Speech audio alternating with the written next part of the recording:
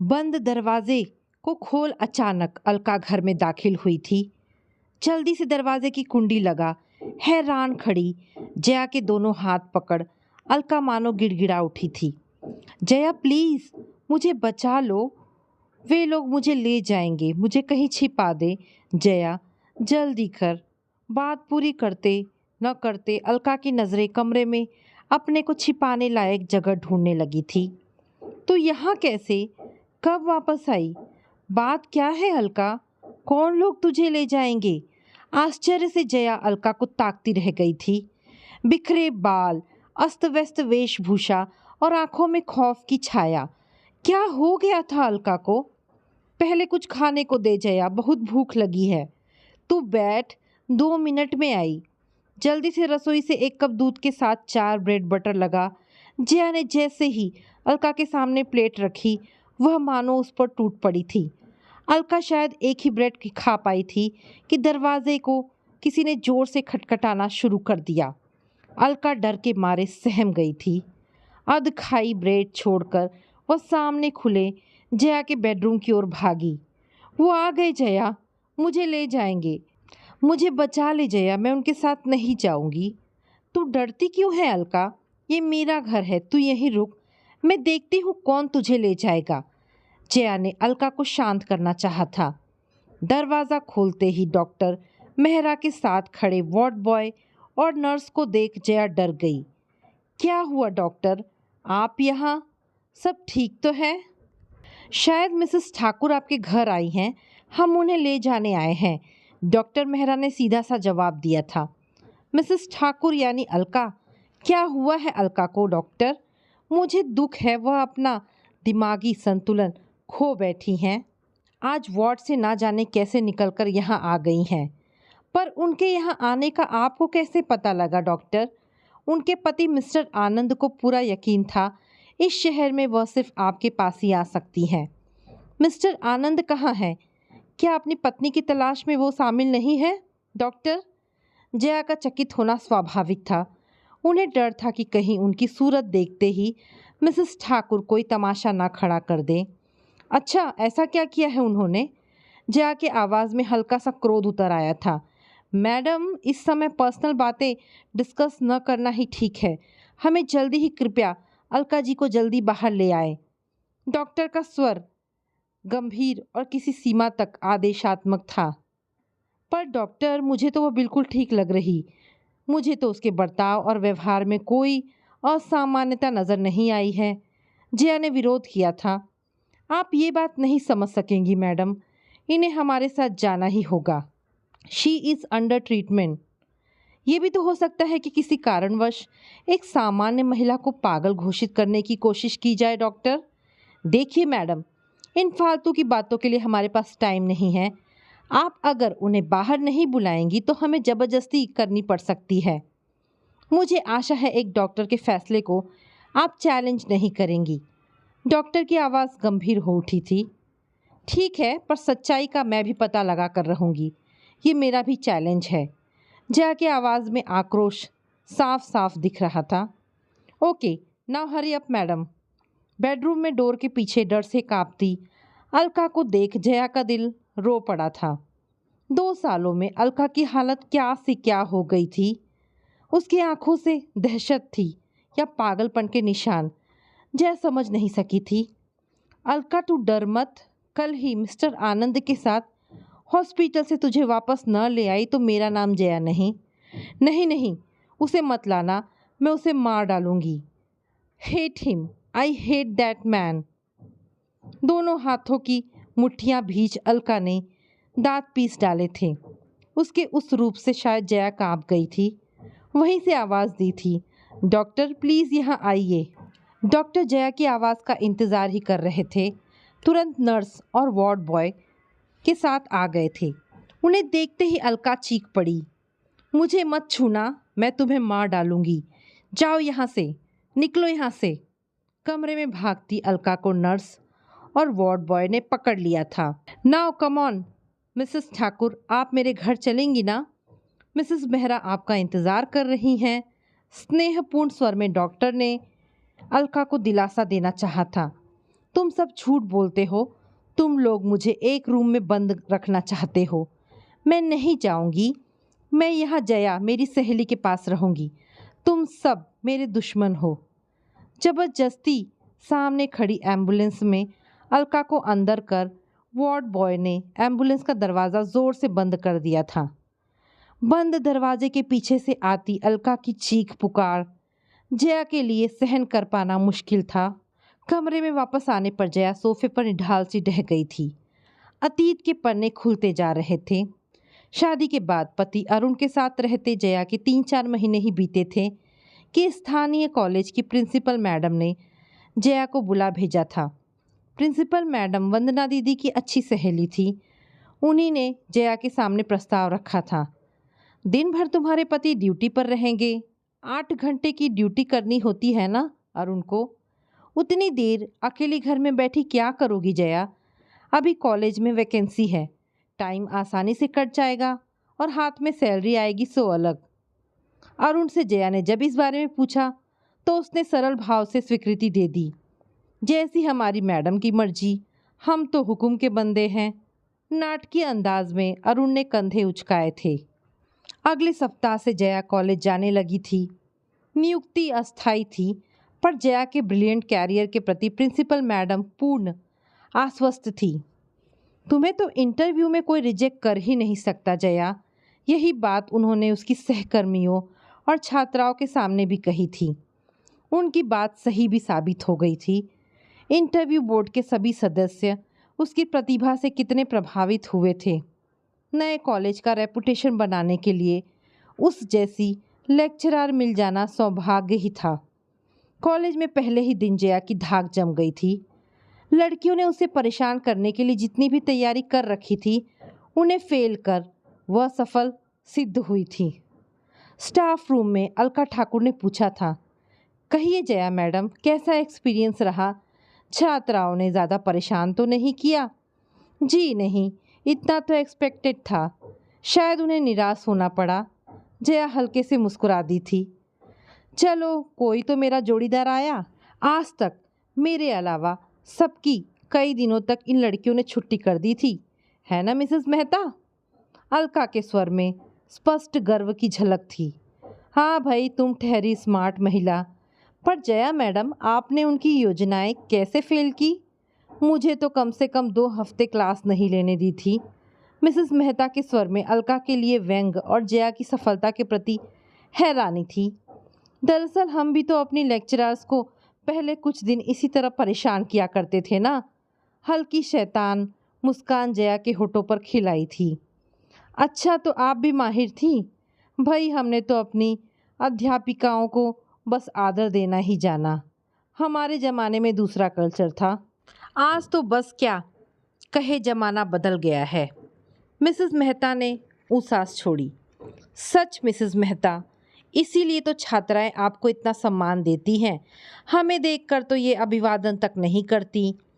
अन्य लेक्चररों की ओर आंख से व्यंग्यात्मक इशारा कर अलका गंभीर बनी बैठी रही थी।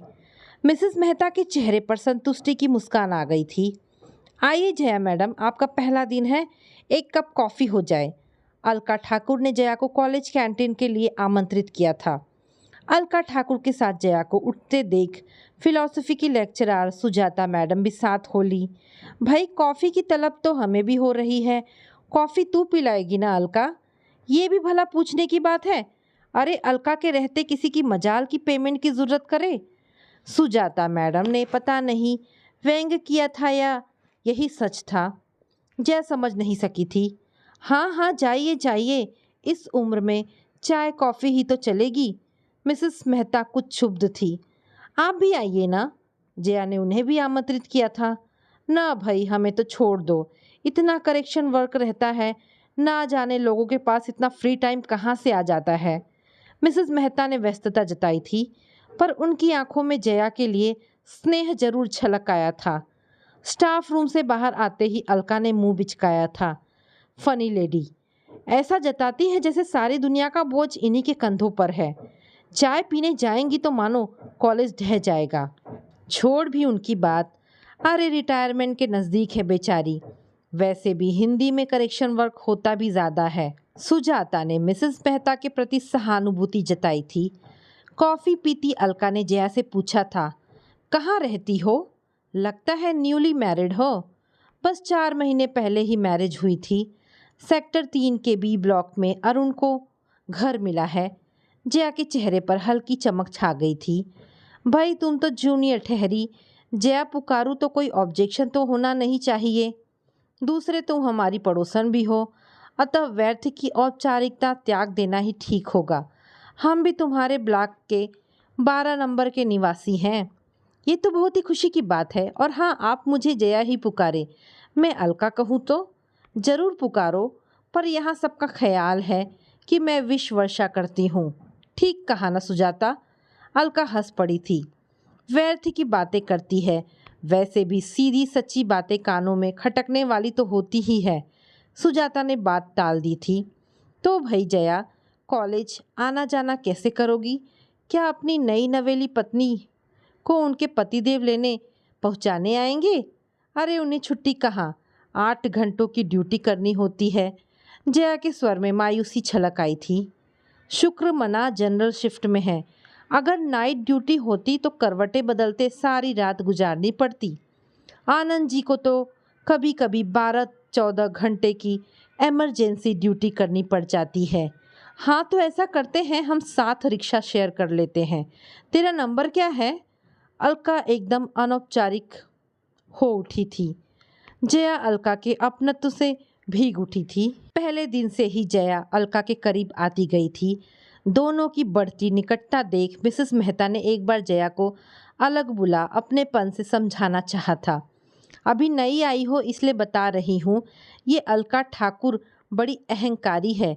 अपने आगे किसी को कुछ समझती ही नहीं। पति के 2 नंबर के पैसों का बड़ा घमंड है। जब तक दूसरों का अपमान कर देती है, किसी से इसकी पटरी नहीं बैठती। तुम्हें अपना समझकर बता रही हूँ, इसीलिए सावधान रहना, वरना मुझे क्या किसी से लेना देना। मुझे तो ऐसी नहीं लगती। अलका दिल की बहुत ही साफ है, बस जरा मुंहफट जरूर है। मिसेस मेहता के चेहरे पर आई वितृष्णा जया ने पहचान ली थी। अलका ठाकुर के बारे में प्राय अधिकांश लेक्चरारों की यही धारणा थी। उनकी उस धारणा के लिए अलका काफ़ी हद तक जिम्मेदार थी। दूसरों की चीज़ों में मीन मेख निकाल अलका अपनी या अपनी वस्तु की श्रेष्ठता का बखान ज़रूरत से ज़्यादा कर जाती थी। आत्म प्रशंसा के अतिरिक्त दूसरों से भी वह अपनी तारीफ की अपेक्षा रखती थी। उसकी इसी दुर्बलता की पीठ पीछे मजाक भी उड़ाया जाता था। व्यंजन पकवान बनाने में भी अलका सचमुच कुशल थी, पर कभी साथ साथ लंच में उसकी कटी आलोचना असंभव होती थी। ये क्या मोनिका, तेरे ये छोले खाते ही आनंद जी तो प्लेट तोड़ देंगे। मेरे बनाए छोले ऐसे होते हैं कि लोग उंगलियां चाट जाए।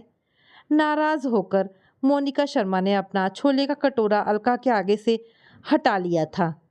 हम कौन सा आनंद जी को ये छोले खिलाने जा रहे हैं, हमारे यहाँ ऐसे ही पसंद किए जाते हैं।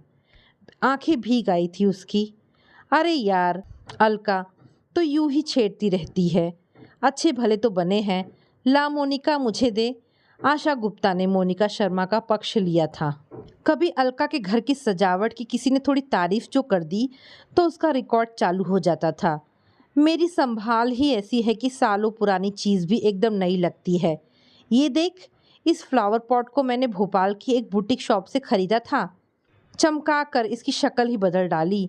अगर वह शॉप की मालकिन यहाँ आ जाए तो अपना ही फ्लावर पॉट पहचान नहीं पाएगी। अभिमान से अलका का चेहरा दमक उठता था। उसकी ऐसी ही बातों पर किसी ने व्यंग किया था। आनंद जी को कहीं ऐसे संभाल चमका के न रखना अलका, कि वह तो नए बने रहे और तू पुरानी पड़ जाए। क्या बात करती है शीना, मैं पुरानी पड़ जाऊं? Can you guess my age? उत्सुकता से अलका ने अपनी नज़र शीना अग्रवाल पर टिका दी थी। शायद 23 या 24। शीना अग्रवाल ने जानकर अलका को बनाना चाहा था। क्या 23? अरे सूट सलवार में तो अलका बस 18-19 की ही लगती है। मिसेस मेहता को भी इस मजाक में आनंद आ रहा था। मिसेस मेहता की बात पर अलका खुलकर हंस पड़ी थी। आनंद जी भी यही कहते हैं कि मैं आज भी वैसी ही हूँ जैसे शादी के समय थी। But you know I am nearing 30। Sheena Agarwal की ओर देख अलका ने बात खत्म की थी। जवान दिखने का क्या राज है, हमें नहीं बताएगी अलका? उसे चढ़ाने में कुछ को मज़ा आता था। एक राज की बात बताऊं, आनंद जी कहते हैं कि लेडीज 30s में ब्लूम करती हैं। ओह, तो इसलिए आप खिल रही हैं अलका? या खुदा, हमें भी जल्दी 30s में पहुंचा। जवान कौसर ने इबादत में दोनों हाथ ऊपर उठा दिए थे। मेरे रूप का राज कोई खास चीज़ नहीं है, बस त्वचा की खास केयर करनी पड़ती है। रेगुलर मसाज से चेहरा ऐसा चमक उठता है जैसे मिसेस अलका ठाकुर का टिन टिना टिन। शीना द्वारा वाक्य पूरा किए जाने पर सभी हंस पड़ी थी। अपने पर मुग्ध अलका इसी भ्रम में जीती कि सब उसे इतना एप्रिसिएशन दे रहे हैं। जिया ने कई बार चाहा कि अलका को समझाए, पर अरुण ने उसे उस मैटर से हमेशा दूर रहने की सलाह दी थी। मुझे लगता है तुम्हारी ये अलका किसी कॉम्प्लेक्स से ग्रसित है, इसीलिए हर बात में अपनी महानता साबित करना चाहती है, वरना सामान्य व्यक्ति के लिए यह व्यवहार अजीब ही है। वह किस कुंठा से ग्रसित होगी अरुण? खुद प्रतिभाशाली है, पति सम्मान देते हैं, प्यारा सा बेटा है, और क्या चाहिए किसी को? जया ने जवाब दिया था, पता नहीं, पर कहीं कुछ गड़बड़ जरूर है। अरुण ने बात वहीं ख़त्म कर दी थी। पारिवारिक कार्यक्रमों में जब भी जया अलका के घर गई, मिस्टर आनंद को शांत ही देखा। अरुण हमेशा कहते, अरे इतनी तेज पत्नी के सामने बेचारे आनंद की बोलती बंद नहीं होगी तो और क्या होगा? रहने दो, अलका स्मार्ट है, इसलिए पुरुष वर्ग तो उसका दुश्मन होगा ही। मुझे तो आनंद जी मानसिक रूप से कुछ पिछड़े यानी बुद्धू से लगते हैं। अजी स्मार्ट तो हमारी पत्नी भी क्या कम है, पर हाँ, वो आनंद कुछ है कॉम्प्लेक्स किस्म का, कभी खुलकर बात ही नहीं करता। वैसे सुंदर महिलाओं को घूरता जरूर है। मुझे तो डर है कहीं तुम पर भी तो उसकी नज़रें नहीं है। अरुण जया को छेड़ने के मूड में आ जाते थे। छी, शर्म नहीं आती ऐसी बातें करते? जया झुंझला उठती थी। जब से अलका के भाई अमेरिका में सेटल हो गए, उसकी हर बात में अमेरिका की चर्चा जरूर होती थी। अलका पर अमेरिका जाने की धुन सवार थी। सुजीत भैया कह रहे हैं कि तुम लोग भारत में व्यर्थ ही टाइम बर्बाद कर रहे हो। मुझे कंप्यूटर डिप्लोमा कोर्स में एडमिशन मिल रहा है, पर आनंद जी हैं कि भारत भूमि छोड़ेंगे ही नहीं, महान देश प्रेमी हैं, सो यहीं रहेंगे। अलका ऐसा क्या रखा है अमेरिका में? यहाँ दोनों की अच्छी भली सर्विस है। मैंने सुना है वहाँ जब तक उसी देश की डिग्री ना हो, इंजीनियर को भी मैकेनिक की सर्विस करनी पड़ती है। जया उसे समझाती, तो ये भी किसी यूनिवर्सिटी में एडमिशन ले सकते हैं। सुजीत भैया की बहुत लोगों से पहचान है वहाँ। हो सकता है आनंद जी इस उम्र में पढ़ाई में इंटरेस्ट न रखते हो। वैसे भी यहाँ तो घर का सारा काम तेरी आया मालती कर लेती है और तू आराम से बैठी लेती है। वहाँ सब काम हाथ से करना पड़ेगा तो विदेश का सारा नशा चूर हो जाएगा मैडम। वहाँ जो सुविधाएं हैं उनके साथ काम पता ही नहीं लगता। भाभी कितना एंजॉय कर रही हैं। अलका को समझा पाना मुश्किल था। अलका के अमेरिका राग की स्टाफ रूम में अच्छी खिंचाई की जाती थी। कहो अलका, कब उड़ रही हो अमेरिका? भाई अमेरिका जाकर तो हमारी अलका और भी निखर जाएगी। अमेरिकन मर मिटेंगे अलका पर। हाय शीना, ऐसा ना कहो। हमारे आनंद जी क्या करेंगे? दिलो जान से फिदा है बेचारे अलका पर। अरे वह भी यहाँ ढूंढ लेंगे किसी और को। इम्पॉसिबल। आनंद जी सच मुझसे इस तरह बंधे हैं कि कल को मुझे कुछ हो जाए तो आजीवन दूसरा विवाह नहीं करेंगे। गर्व से अलका का जवाब होता। रहने दे अलका, आदमी की जात बड़ी बदजात होती है। जरा ढील दी नहीं, सही गलत का भी ध्यान नहीं रखते। बड़े बड़े धर्मात्मा देखे हैं मैंने। मिसेस मेहता का अनुभव मुखर हो उठा था।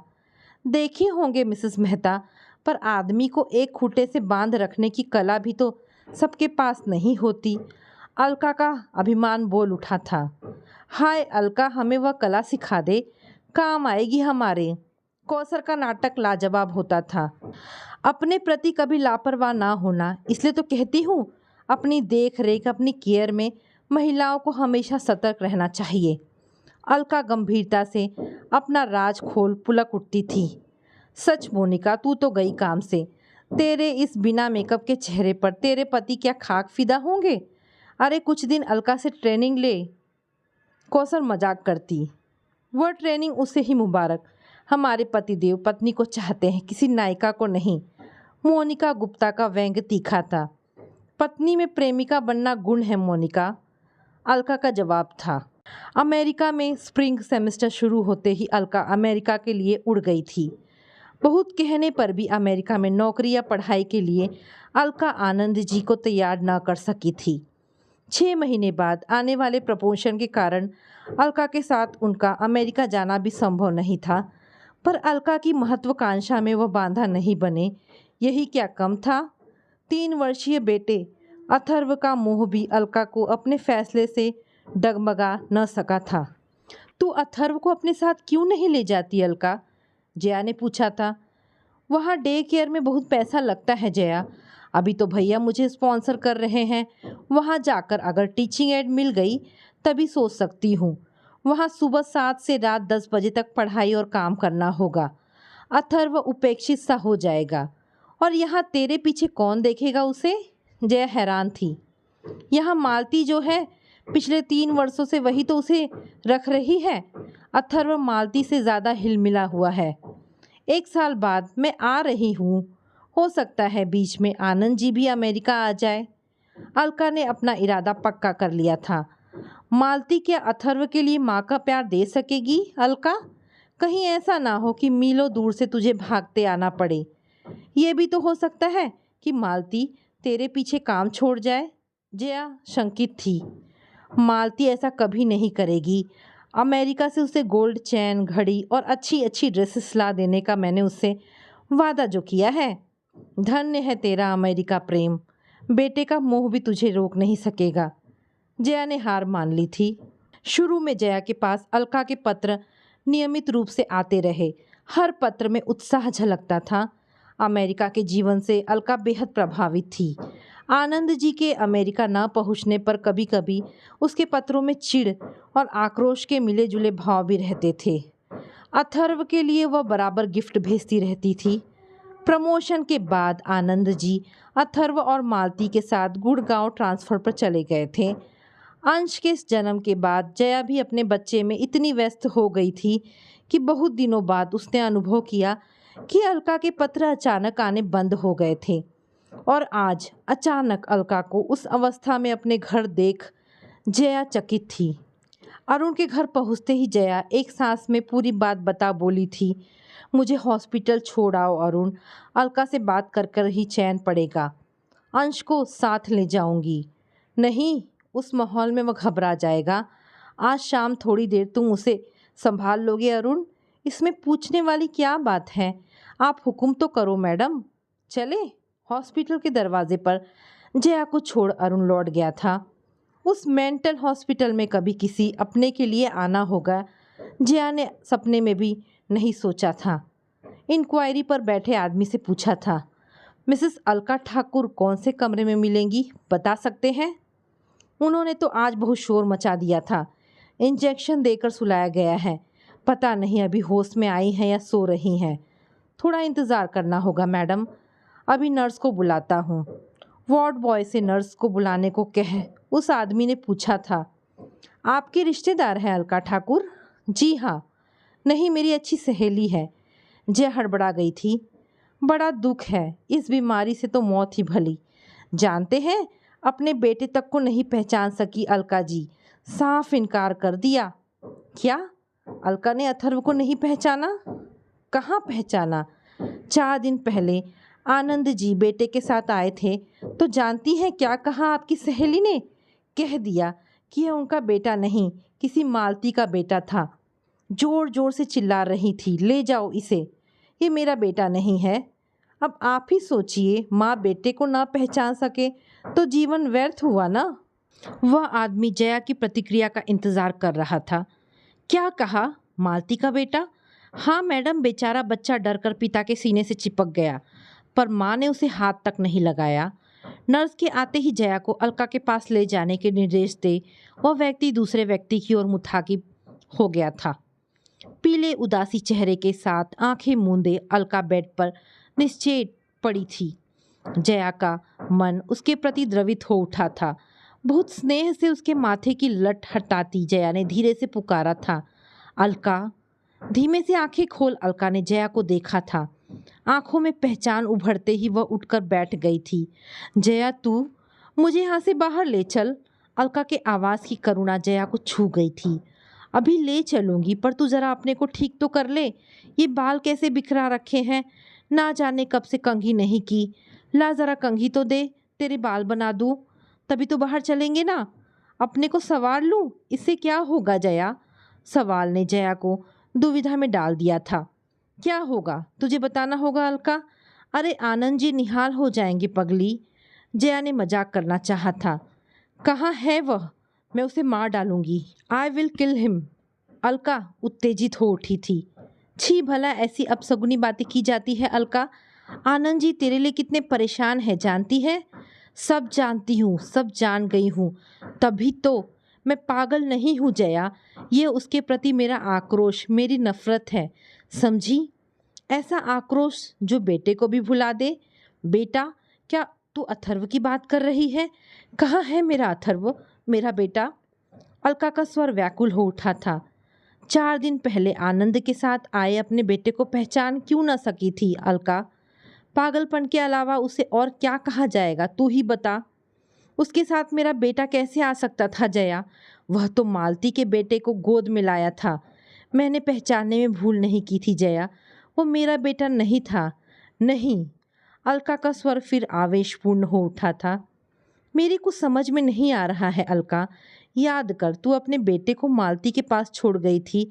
वही तेरा बेटा अथर्व अब 4.5 वर्ष का हो गया है, समझी? तू नहीं समझ पा रही है जया। क्या नहीं समझ पा रही हूँ? इसमें ऐसा है ही क्या?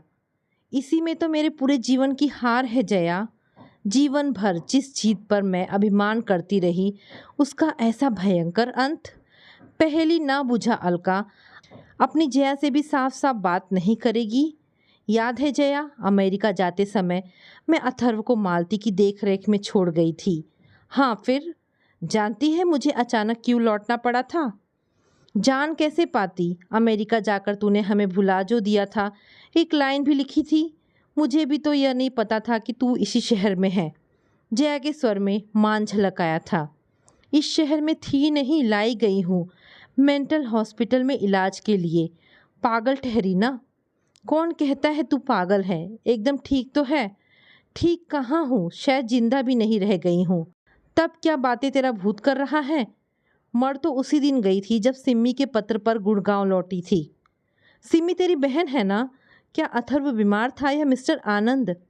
जया का वाक्य अधूरा ही रह गया था। अथर्व नहीं, उसका पिता मानसिक संतुलन खो पागल हो गया था। नहीं, गलत कह रही हूँ, वो हमेशा ऐसा ही था। मैं उसके मुखौटे में छिपे असली चेहरे को नहीं पहचान सकी थी जया। फिर वही बकवास शुरू कर दी। चलो बाहर चलते हैं। मैं बकवास नहीं कर रही हूँ जया। वह नीच आनंद मेरी गैर मौजूदगी में मालती के साथ। Oh no, I will kill him. मुट्ठियाँ भींच अलका दांत पीसने लगी थी। उसकी विकृत चेहरा देख जया डर गई थी। अलका होश में आओ। अलका। नर्स। मुझे कुछ नहीं हुआ है जया, और अब होने को बाकी भी क्या रह गया है? अपने नीचे के होठों को दांत से दबा अलका शांत होने की कोशिश कर रही थी। पर तूने अपना ये हाल क्या बना डाला है अलका? याद है हम सब तेरी ड्रेसेस देख ईर्ष्या करते थे? वो सब झूठे पहनावे थे, मेरी हार के साक्षी। मैंने अपनी सारी साड़ियाँ तार तार कर दी। अब तो शायद उनके चिथड़े भी शेष नहीं बचे होंगे जया। हाय अलका, उन्हें फाड़ते तेरा जी नहीं फट गया? तेरी तो एक एक साड़ी की कोई ना कोई कहानी हुआ करती थी। किस दिल से तूने उन्हें तार तार किया होगा? दिल तो पहले ही टूट गया था जया। सिम्मी का पत्र पाते ही पहली फ्लाइट से गुड़गांव पहुंची थी। भैया भाभी शहर से बाहर गए हुए थे। उनके नाम एक चिट्ठी छोड़ आई थी। गुड़गांव किसी को खबर देने का भी समय नहीं था। टैक्सी ले सीधे घर पहुंची थी। दिल धड़क रहा था, ना जाने क्या अनहोनी मिले। सब ठीक ठाक तो था ना अलका? डोरबेल पर एक छोटे से लड़के ने दरवाज़ा खोल पूछा था, किससे मिलना है? साहब कहाँ है? मैं व्याकुल थी। साहब तो ऑफिस गए हैं। मेम साहब सो रही हैं। मेम साहब? मेरा माथा ठनका था। फिर भी सोचा शायद आनंद जी की माँ आई हैं। लड़के को एक और हटा धड़धड़ाते हुए मैं बेडरूम में पहुंची थी। जानती हो बेड पर कौन सो रहा था? कौन? जया चौंक गई थी। मालती, मेरे बेटे की आया, आनंद की मेम साहब। पर अलका, अक्सर मालकिन की अनुपस्थिति में आया उनके बेड पर सो जाती है। तूने उसे डांटकर भगा नहीं दिया था? मैं भगा देती अपने पति की प्रेमिका को, उनकी प्रेयसी को? तेरा दिमाग सचमुच खराब हो गया है। वितृष्णा जया के चेहरे पर लिख गई थी। हाँ हाँ, मेरा ही दिमाग खराब है। सब यही कहते हैं, तू भी वही कहेगी। मेरा कोई नहीं। अलका रो पड़ी थी। मुझे माफ़ कर दे अलका, मेरा वो मतलब नहीं था। I am sorry. पूरी बात जानती तो मेरा दुख जान पाती। अलका सहज होने की कोशिश कर रही थी। जानती नहीं पर कल्पना तो कर सकती हूँ। तूने आनंद को आड़े हाथों लिया होगा। घर में महाभारत का दृश्य बन गया होगा। जया ने परिहास किया था। मुझे देखते ही मालती का मुंह काला पड़ गया था। डांटने के लिए मुंह खोला ही था कि मेरी नज़र उसके उभरे पेट पर पड़ गई थी। अनहोनी घट चुकी थी। वह 2 टके की औरत मेरी सौतन ही नहीं, मेरे अथर्व के लिए सौतेला भाई या बहन लाने वाली थी। हे भगवान, आनंद ने तो हद ही कर दी। जया का स्वर घृणापूर्ण था। नहीं जया, हद यही नहीं थी। आनंद से जब कुछ कहना चाहा तो शुरू में तो बेशर्मी से अपना दोष मेरे सिर पर मढ़ दिया। अलका अचानक चुप हो गई। भला इसमें तेरा क्या दोष था? ये तो उनका तेरे प्रति सरासर अन्याय था अलका। पर उसने इसे अन्याय कहाँ स्वीकारा? कहा था भूल मेरी ही थी, अपनी साड़ियाँ मालती को क्यों दी? मेरी साड़ियों में लिपटी मालती को वह अलका समझने की भूल कर बैठा था। बस कहता है मेरी साड़ियाँ मालती की गठी फिगर पर बहुत खिलती थी। और जया, और मैं अपनी फिगर पर हमेशा घमंड करती रही। अलका के होठ कांपने लगे थे। इस तरह की बातें कोई नॉर्मल व्यक्ति कर ही नहीं सकता। मुझे लगता है आनंद जरूर असामान्य हो गया है। जया क्रुद्ध हो उठी थी। उनका कहना है कि मैं ज़रूरत से ज़्यादा डोमिनेटिंग हूँ। वो मुझसे नौकरों की तरह बर्ताव करता है। मुझे बेटे की भी परवाह नहीं। मेरी कमी उस जाहिल गवार मालती ने पूरी की थी। तू ही बता जया, क्या मैं अमेरिका में रंग रंगलियाँ मनाने गई थी? अलका ने अपनी नज़रें जया के चेहरे पर टिका दी थी। पर अलका, कहीं तो तेरी भी गलती थी।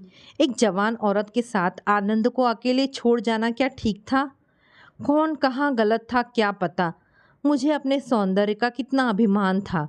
हमेशा यही सोचती रही कि मेरे सुसंस्कृत परिवार को गंदगी छू भी नहीं सकती।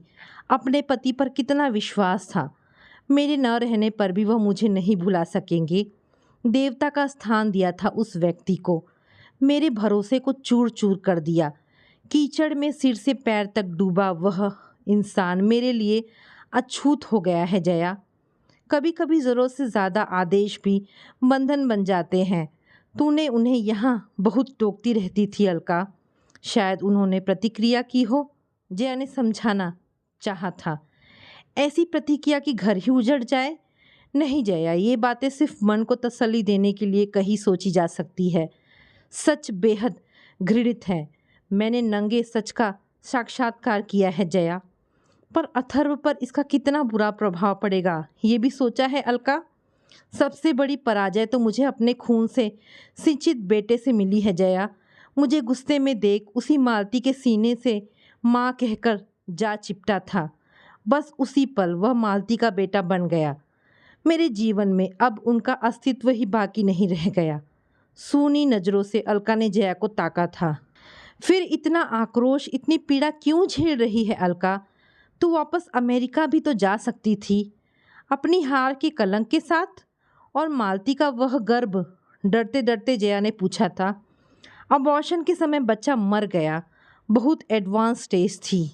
ओ माय गॉड, जया हैरान थी और जानती है हॉस्पिटल में लिखाया था मालती विधवा थी। बहुत पैसा भरना पड़ा और आनंद बेदाग छूट गया, पर मैं उसे नहीं छोड़ूंगी। उसने एक दो नहीं तीन तीन हत्याएं एक साथ की है। उस हत्यारे को फांसी पर चढ़ाना है।